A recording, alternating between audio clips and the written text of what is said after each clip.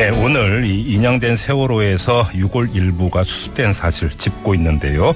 방금 전에 박선주 충북대 명예교수로부터 도움 말씀 드렸고요. 이번에 한 분 더 연결하겠습니다. 바로 어제 연결했던 분이죠. 세월호 특별조사위원회 상임위원이었던 박종훈 변호사. 다시 연결합니다. 여보세요. 네, 안녕하세요. 박종훈 변호사입니다. 네네, 안녕하세요, 변호사님. 네네. 일단 좀 오늘 이 6월이 발견된 곳이 세월호 선수부, 그러니까 배머리 쪽이죠. 배머리 쪽 계구 부분 창문을 통해서 흘러나온 뻘에서 발견이 됐다고 하는데, 네네. 일단 그 배 앞머리 쪽에 객실 이런 건 없지 않습니까? 그러니까 이제 이게 사실은 계곡음이 창문으로 배출되었을 것으로 추정을 하는 건데, 네. 그 유골이 어떤 내부적인 흐름을 타고 있었는지는 알 수가 없어요. 물론 그렇긴 하죠. 네. 아시겠지만 이제 네. 신체 전체가 온전하게 있다면 그렇게까지 흘러내리지 않았겠지만 유골로 예. 남아서는 그 해수의 흐름이라거나 그것 때문에 원래 거기 유골이 거기 있었던 건지 아니면은 그렇죠. 객실 쪽에 있다가 거기 흘러나온지를 알 수가 없기 때문에 다만 한 가지 명확한 거는 예.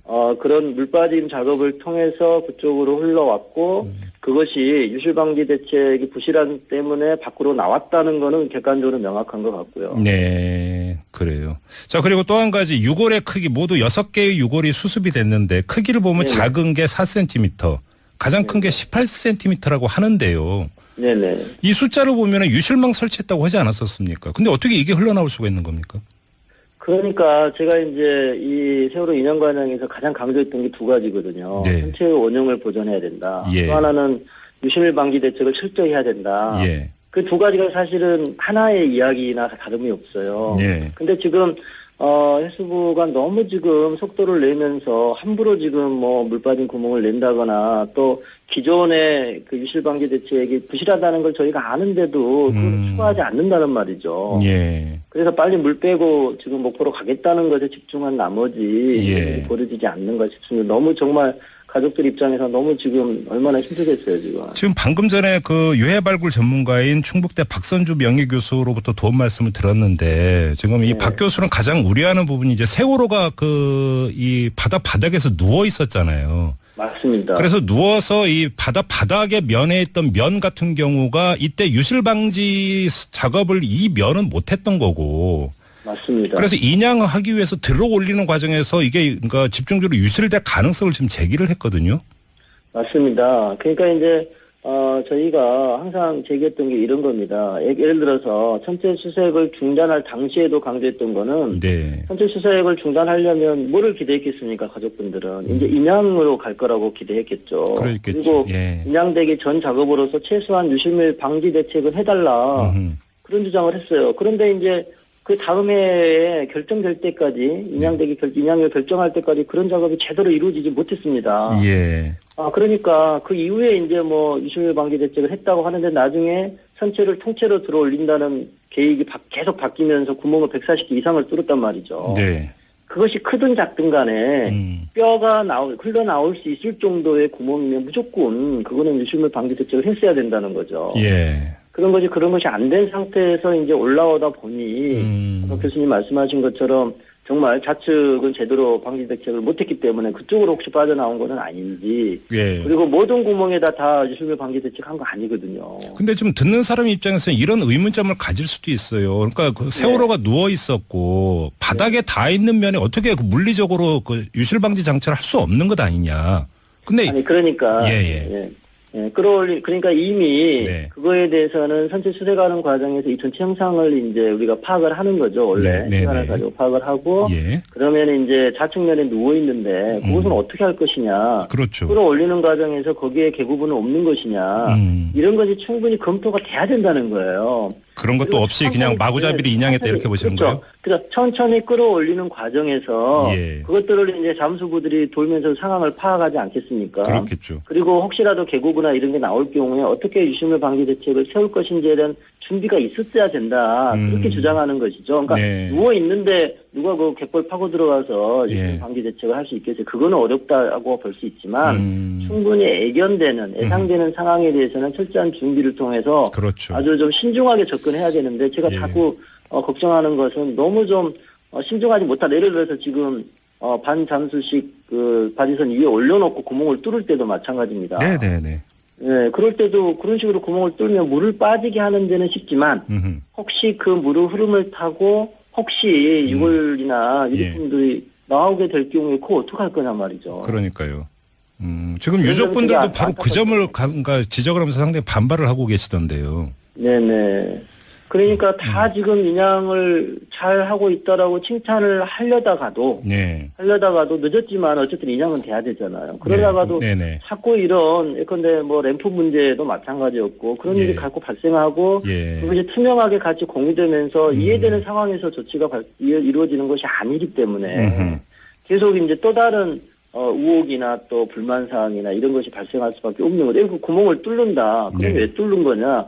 뚫었을 때 유실물 방지 대책은 어떻게 되는 것이냐. 이런 것들이 한꺼번에 논의돼야 되는 거죠. 예를 들어 배를 뚫어 올린다 그러면 개개의 유실물 방지 대책을 할 수 없으면 다른 방법은 없었을까. 그렇죠. 예컨대 개구부가 있다 그러면 거기다 바로 유실물 방지 대책을 할 수 있지만 그 주변에다가도 다른 방식들도 다른 방식도 있다는 거죠. 왜 대안에 대해서는 고민을 안 하는 거죠. 어제 오늘 이제 그 변호사님 연결해서 계속 말씀을 듣고 있는데 좀 종합을 하다면 우리가 이제 세월호를 끌어올렸다, 인양에 성공했다는 점만 볼 게 아니라 인양 전 단계에서부터 얼마나 이게 치밀하게 해서 최소한 유실 가능성을 막고 인양을 했는가는 분명히 이건 나중에 평가가 되고 점검이 돼야 되는 사항이다. 이렇게 봐야 되겠네요. 그러니까요. 왜 배를 인양해야 되느냐에 대한 목적과 의미를 먼저 설정을 해야 되는 거죠. 왜 배를 끌어올리느냐. 그 시간과 비용을 들어서. 그건 아까 그때도 말씀드렸지만 첫째는 미수습자 수습하고 여러 가지 희생자들의 생체 수습하고 그리고 유실물이나 유류품들을 수습하는 거가 이제 하나의 목적이죠. 그러려면 유실물 방지 대책이 당연히 설정이 됐어야 되는 거고요. 두 번째는 이게 세월호 침몰 원인을 규명하는 아주 중요한 증거 아닙니까? 그러니까 원형을 최대한 보존하려고 했어야 되고요. 그리고 이것이 또 이런 참사 관련해서 일종의 기억의 상징물일 수 있다는 거죠. 다시는 우리가 저거를 보면서 이런 참사 발생하지 않도록 안전사회로 가야 된다고 하는 그런 목적에 따라서 인양이 되는 것이지 그냥 배를 그냥 물건 하나 끌어올린다고 생각하고 너무 그렇게 급삭하게 하는 거는 좀 그러니까 이제 왜 해수부가 그 인양을 지금 고생하면서도 이렇게 비판을 받게 되는지에 대해서 스스로 좀 고민을 해봐야 되는 겁니다. 알겠습니다. 좀 다른 점 하나 여쭤보겠습니다. 오늘 언론에서 보도가 된 게 세월호 조타수 고 오영석 씨, 뭐 지금은 이제 그 세상을 떠나셨는데요. 이분이 사망 전에 옥중에서 보낸 편지가 공개가 됐는데 그 내용이 세월호의 2층 화물칸 일부 벽이 천막이었다. 이걸 지금 그 편지에 썼고. 만약에 그러니까 그랬다라면 여기로 물이 그러니까 뭐 엄청나게 들어오면서 침몰 속도가 빨라졌던 원인이 여기에 있을 수가 있다. 이런 지금 추정이 나오고 있는데요. 뭐 그것도 저가 이제 세월호 특조에 있을 때 이미 아는 사실인데요. 사실은 3차 청문회를 준비하는 과정에서 시뮬레이션을 하는 교수님과 이제 만나서 그런 내용을 반영을 했었어요. 근데 사실은 그 당시에 그 침몰에 관해서는 침몰 원인을 제공한 직접적인 것과 그다음에 급속한 침몰의 원인이 다를 수 있거든요. 급속한 침몰은 이제 넓은 공간 같은 거나 또 공기, 부양력이 있는 공기를 빨리 빼내는 무슨가 또 뭐 바다 해수가 빨리 들어오거나 그런 어떤 장치들이 있어야 되는데 의심되었던 곳이 어디냐면 이른바 시테크라고 하는 것이에요. 2층 화물칸 일부 쪽. 그게 강판이 아니라 천막이었다. 그다음에 혹시 램프가 열리지는 않았을까. 이런 의심의 대상이었던 건데 그 당시 저희가 이제 이거를 사실 고민을 했어요. 이거를 내부에 널리 알려야 되는 문제인지 아닌지에 대해서. 실제로 이상갑 교수께서 3차 청문회 때 그 언급을 했습니다. 그런 말을. 근데 그거를 저희가 밖에 크게 말하지 못했던 이유는 뭐냐면 그러면 따져봐야 되는 거죠. 그게 천막이었다. 따라서 물이 많이 들어왔을 가능성은 있다. 그건 명확합니다. 시뮬레이션 해보면 강판이었을 때보다는 훨씬 물이 빨리 들어옵니다. 많이 들어오고요. 그런데 그게 일종의 불법적인 것이냐. 일본에서 배를 가져올 때부터 그랬던 것인지 아니면 원래는 강판이었는데 천막으로 대체한 것인지 설계대하고 비교를 해봐야 되고 또 이제 그 중개초 갈 때 과정과 비교해봐야 되고 여러 가지 이게 이제 불법적인 것인지 아닌지를 따져봐야 되거든요. 그래서 이제 그런 거를 검토를 하려는 과정 속에서 이거를 크게 부각시키지는 못했는데요. 아마 지금 언론에서 아마 그 두 가지 견해가 다 나오고 있는 걸로 그렇게 알고 있습니다. 그리고 또 한 가지는 이게 검찰 수사 결과를 보면 이건 별로 그 언급이 없다면서요, 이 부분은. 맞습니다. 수사 과정에서는 언급이 없고요. 저희가 사실은 3차 청문회 준비하는 과정에서 그런 것들을 네. 확인을 하게 됐던 거죠. 그래요. 그럼 이게 이제 침몰의 직접적 원인은 아니더라도 침몰 속도와는 아주 직접적으로 연관이 있을 가능성은 대단히 높다 이렇게 봐야 되는 거죠. 네, 그 당시에 저희가 시뮬레이션을 했던 교수님하고 같이 해봤는데 그 교수님이 그렇게 말씀하셨어요. 예. 이게 강판이었을 때는 침몰 속도가 그렇게 빨라지지 않는데 이게 만약에 천막이었다면 그곳으로 물이 한꺼번에 많이 몰려들었다고 판단을 하면 예. 속도가 빨라지더라 시뮬레이션 해보니까 그런 말씀을 하셨습니다. 그리고 지금 검찰 수사 결과 이게 거의 언급이 안 돼 있다라는 것은 검찰 수사가 얼마나 면밀히 이루어졌는가 이걸 다시 좀 봐야 되는 이유가 되는 또 하나의 요소가 되는 거 아닌가요? 네, 그러니까 이제 특조위와 검찰이 다른 이유가 있어요. 네. 그 검찰은요 범죄 사실에 대한 거에 집중합니다. 예, 누가 어떤 네. 범죄 행위를 했느냐에. 그러나 특조위는 구조적인 문제를 따지는 거거든요. 그렇죠. 그러니까 예를 들면 진상규명에서는 왜 침몰했냐는 직접적 원인을 따지지만 네. 안전사의 소위원장이 있던 저는 왜 그렇게 많은 물건을 실을 수밖에 없었나, 왜 그렇게 개척이 일어나는 어떤 시스템적인 문제, 법적인 문제를 따지기 때문에 예. 조사하는 내용이나 또 수사하는 대상이 좀 다른 거죠.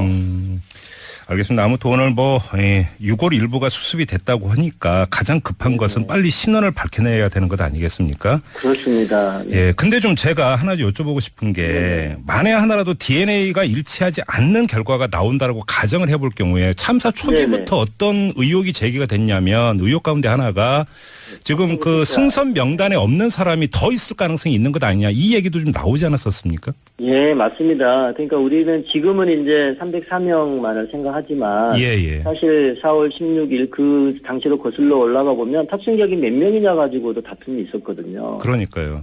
예, 그래서 지금 그 6월에서 어떤 결과가 나올지는 솔직히 예단할 수는 없는데 어쨌든 간에 더 이상은 유실 없이 그럼요. 우리 희생자 가족들, 미수자 가족들의 가슴을 더 아프게 하는 일이 없으면 좋겠습니다. 그러니까 6월에 대한 어떤 DNA 검사 당연하지만 또 유류품에 대한 어떤 조사라든지 이런 것들도 면밀히 좀 해야 되는 이유 중에 하나가 바로 그것인 것 같아요. 그렇습니다. 예. 그래서 제가 생체를 함부로 절단하면 안 된다고 보는 것도 내용을 보존하는 의미도 있지만 그 과정에서 이런 뼈라고 하는 유골이라는 건 작거든요, 사실은. 4cm짜리 되고 더 작을 수도 있습니다. 그러게요. 치아가 나올 수도 있고요. 사실은 희생자를 수습하는 과정에서 생체 일부가 손실된 경우도 있었어요. 그러니까 어떻게든 이거를 정말 그 고고학적 유물을 발견하는 태도로 이거 접근해야 된다고 계속 주장하는 겁니다. 알겠습니다.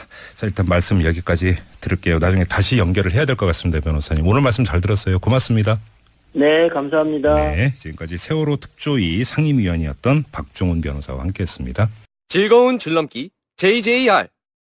동생아, 오빠가 JJR 그것 때문에 원래 거기 유골이 거기 있었던 건지 아니면은 그렇죠. 실쪽에 있다가 거기 흘러나온지를 알 수가 없기 때문에 다만 한 가지 명확한 거는 그런 물 빠짐 작업을 통해서 그쪽으로 흘러왔고 그것이 유실방지 대책이 부실한 때문에 밖으로 나왔다는 거는 객관적으로 명확한 것 같고요. 네, 그래요.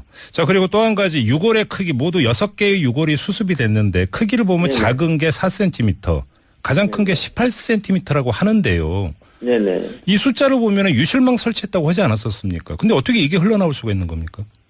그러니까 제가 이제 이 세월호 2년 과정에서 가장 강조했던 게 두 가지거든요. 전체의 원형을 보존해야 된다. 또 하나는 유실 방지 대책을 철저히 해야 된다. 그 두 가지가 사실은 하나의 이야기나 다름이 없어요. 근데 지금 해수부가 너무 지금 속도를 내면서 함부로 지금 뭐 물 빠진 구멍을 낸다거나 또 기존의 그 유실 방지 대책이 부실하다는 걸 저희가 아는데도 그걸 추가하지 않는다는 말이죠. 그래서 빨리 물 빼고 지금 목포로 가겠다는 것에 집중한 나머지 벌어지지 않는가 싶습니다. 너무 정말 가족들 입장에서 너무 지금 얼마나 힘들겠어요, 지금. 지금 방금 전에 그 유해 발굴 전문가인 충북대 박선주 명예교수로부터 도움 말씀을 들었는데 지금 이 박 교수는 가장 우려하는 부분이 이제 세월호가 그 이 바닥에서 누워 있었잖아요. 맞습니다. 그래서 누워서 이 바닥에 면에 있던 면 같은 경우가 이때 유실 방지 작업을 이 면은 못했던 거고. 맞습니다. 그래서 인양하기 위해서 들어 올리는 과정에서 이게 그러니까 집중적으로 유실될 가능성을 지금 제기를 했거든요. 맞습니다. 그러니까 이제 저희가 항상 제기했던 게 이런 겁니다. 예를 들어서 천체 수색을 중단할 당시에도 강조했던 거는 천체 수색을 중단하려면 뭐를 기대했겠습니까? 가족분들은 이제 인양으로 갈 거라고 기대했겠죠. 그리고 인양되기 전 작업으로서 최소한 유실물 방지 대책은 해달라 그런 주장을 했어요. 그런데 이제 그 다음 해에 결정될 때까지 인양을 결정할 때까지 그런 작업이 제대로 이루어지지 못했습니다. 예. 그러니까 그 이후에 이제 뭐 유실물 방지 대책을 했다고 하는데 나중에 선체를 통째로 들어 올린다는 계획이 계속 바뀌면서 구멍을 140개 이상을 뚫었단 말이죠. 네. 그것이 크든 작든 간에 뼈가 흘러나올 수 있을 정도의 구멍이면 무조건 그거는 유실물 방지 대책을 했어야 된다는 거죠. 예. 그런 것이 안 된 상태에서 이제 올라오다 보니 교수님 말씀하신 것처럼 정말 좌측은 제대로 방지 대책을 못했기 때문에 그쪽으로 혹시 빠져나온 것은 아닌지. 예. 그리고 모든 구멍에다 다 유실물 방지 대책 한 거 아니거든요. 근데 좀 듣는 사람 입장에서는 이런 의문점을 가질 수도 있어요. 그러니까 그 세월호가 누워 있었고 바닥에 닿아 있는 면에 어떻게 그 물리적으로 그 유실 방지 장치를 할 수 없는 것 아니냐. 근데 아니 그러니까 그러니까 이미 그거에 대해서는 선체 수색하는 과정에서 이 전체 형상을 이제 우리가 파악을 하는 거죠. 원래 시간을 가지고 파악을 하고 그러면 이제 좌측면에 누워 있는데 그것은 어떻게 할 것이냐. 그렇죠. 끌어올리는 과정에서 거기에 개구부는 없는 것이냐. 이런 것이 충분히 검토가 돼야 된다는 거예요. 그런 것도 없이 그냥 마구잡이로 인양했다 이렇게 보시는 거예요? 그래서 천천히 끌어올리는 과정에서 그것들을 이제 잠수부들이 돌면 네, 오늘 이 인양된 세월호에서 6월 일부가 수습된 사실 짚고 있는데요. 방금 전에 박선주 충북대 명예교수로부터 도움 말씀드렸고요. 이번에 한 분 더 연결하겠습니다. 바로 어제 연결했던 분이죠. 세월호 특별조사위원회 상임위원이었던 박종훈 변호사. 다시 연결합니다. 여보세요. 네, 안녕하세요. 박종훈 변호사입니다. 네네, 안녕하세요, 변호사님. 네네. 일단 좀 오늘 이 6월이 발견된 곳이 세월호 선수부, 그러니까 배머리 쪽이죠. 배머리 쪽 개구부문 창문을 통해서 흘러나온 뻘에서 발견이 됐다고 하는데, 네네. 일단 그 배 앞머리 쪽에 객실 이런 건 없지 않습니까? 그러니까 이제 이게 사실은 개구부문이 창문으로 배출되었을 것으로 추정을 하는 건데, 네. 그 유골이 어떤 내부적인 흐름을 타고 있었는지는 알 수가 없어요. 물론 그렇긴 하죠. 네. 아시겠지만 이제 신체 전체가 온전하게 있다면 그렇게까지 흘러내리지 않았겠지만 유골로 남아서는 해수의 흐름이라거나 그래서 상황을 파악하지 않겠습니까? 그렇겠죠. 그리고 혹시라도 개구부나 이런 게 나올 경우에 어떻게 유실물 방지 대책을 세울 것인지에 대한 준비가 있었어야 된다. 그렇게 주장하는 것이죠. 그러니까 누워 있는데 누가 그 갯벌 파고 들어가서 방지 대책을 할 수 있겠어요. 그거는 어렵다고 볼 수 있지만 충분히 예상되는 상황에 대해서는 철저한 준비를 통해서 아주 좀 신중하게 접근해야 되는데 제가 자꾸 걱정하는 것은 너무 좀 신중하지 못하다. 예를 들어서 지금 반잠수식 그 바지선 위에 올려놓고 구멍을 뚫을 때도 마찬가지입니다. 네네네. 네, 그럴 때도 그런 식으로 구멍을 뚫으면 물을 빠지게 하는 데는 쉽지만 혹시 그 물의 흐름을 타고 혹시 유골이나 유리품들이 나오게 될 경우에 그거 어떡할 거냐 말이죠. 그러니까요. 지금 유족분들도 바로 그 점을 지적을 하면서 상당히 반발을 하고 계시던데요. 네네. 그러니까 다 지금 인양을 잘 하고 있다라고 칭찬을 하려다가도 늦었지만 어쨌든 인양은 돼야 되잖아요. 그러다가도 자꾸 이런 예컨대 뭐 램프 문제도 마찬가지였고 그런 일이 갖고